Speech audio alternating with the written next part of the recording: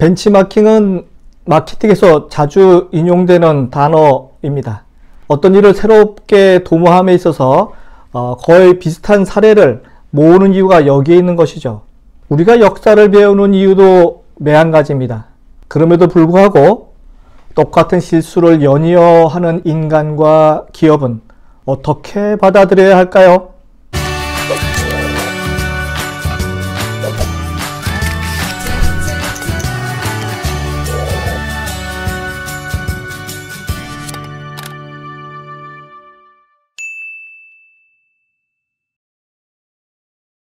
안녕하세요. 유통구단 김앤커머스 대표 김영호입니다. 오늘은 원조를 능가하는 두 번째 벤치마킹 파워, 원조보다 더 멋지게 성공한 사례 이야기입니다. 제가 직접 겪은 경험이다 보니까 아주 자세하게 설명해 드릴 수 있겠습니다. 잘 보시고요. 구독 눌러주시고 시청해 주시기 바랍니다. 시장 환경과 관련해서 아웃도어 생활의 시장이 커지면서 바퀴 달린 상품이 우후죽순 나타나기 시작했습니다. 2000년도 이야기입니다. 전 세계적으로 인라인 스케이트가 대세를 이루는 가운데 지역적으로 각종 스케이트류가 나타나게 되는데요. 2000년도 요 당시 롤러 겸용 슈즈인 플랑 슈즈라는 슈즈와 2002년도에 힐리스라고 하는 바퀴 달린 신발 사례입니다. 같은 듯 다른 이 두 상품의 운명이 아주 다르게 전개된 사례입니다. 한번 보실까요? 뒤에 보듯이 두 상품이 비슷하게 생겼죠. 그러나 운명은 아주 다르게 판가름됩니다. 2000년도에 유명 남자 탤런트를 모델로 해서 일간지에 광고를 시작한 롤러 겸용 슈즈, 앞뒤에 바퀴가 있어서 평상시에는 그냥 일반적인 운동화로 사용하고요. 앞뒤에 있는 바퀴를 빼면 롤러 스케이트로 되는 변신 슈즈입니다. 일명 플라잉 슈즈라고 했는데요. 가격이 고가이지만 신기해하는 소비자가 상당히 많았었습니다. 그렇지만 예상과는 달리요. 롤러 슈즈 겸용 이 슈즈가 인기는 예상보다 그렇게 높지는 않았습니다. 엎친 데 덮친 격으로 유사 상표에 비슷한 그 상품들이 함께 시장에 쏟아져 나오는 바람에 소비자에게는 혼동을 주는 시절이었기도 합니다. 그 당시 홍콩에서 이 상품을 디자인하고요. 그 다음에 일본에서 첫 번째로 첫 선을 보였던 아주 인기에 판매되고 있었던 상품이었기 때문에 저는 이 슈즈가 상당히 많이 판매되리라고 그냥 예상을 했었던 것이죠. 그런데 이 초창기 이 시장에 유사 상품이 가격 난립을 시키는 등의 소비자를 하여금 어떤 슈즈가 진짜인지 혼동을 주는 난립하는 양상을 보여주기도 했었습니다. 이 플라잉 슈즈에 대한 그 매력에 그냥 저는 꽂혀갖고 대박을 터뜨릴 줄 알고 열심히 판매를 하기 위해서 일부 판권을 사가지고 일부 또 직매입을 하고 그래서 유명 백화점 입구에서 매대를 놓고 행사 매대를 놓고 판매를 하게 됐습니다. 하지만 결과는 아르바이트 비용도 못 줄 만큼 실패한 사례입니다. 그래서 상당히 그 가슴이 아팠는데요. 근데 2년 뒤에 2002년도에 힐리스 신발이라 하는 그 바퀴 달린 신발이 또 탄생합니다. 요 뒤에 보이는 요 신발입니다. 힐리스 신발. 그래서 저는 생각했죠.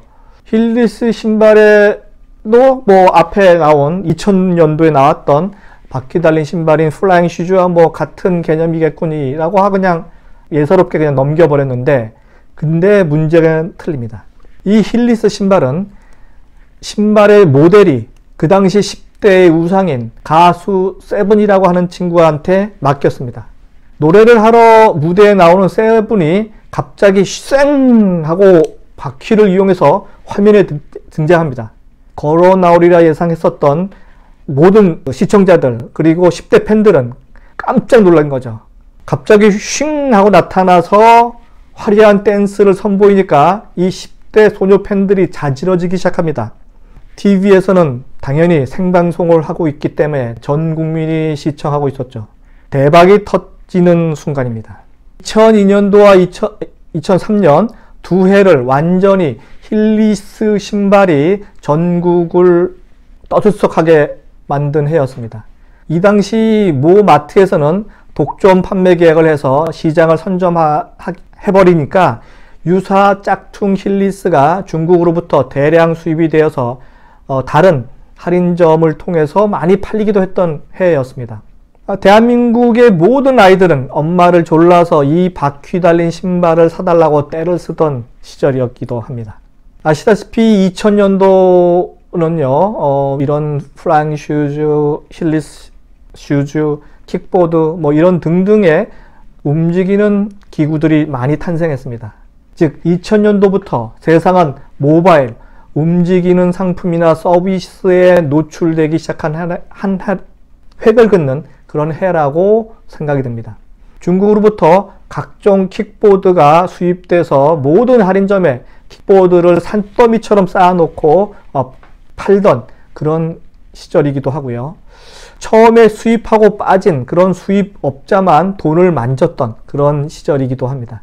모든 이 사례를 종합해 보면요, 시장의 움직임에 대한 대응 실력, 그리고 첫 번째 착용 모델이 누구냐, 그리고 어떻게 표현하느냐에 따라서 결과가 아주 딴판으로 나타날 수 있다는 것을 극렬하게 보여준 사례임에 틀림없습니다.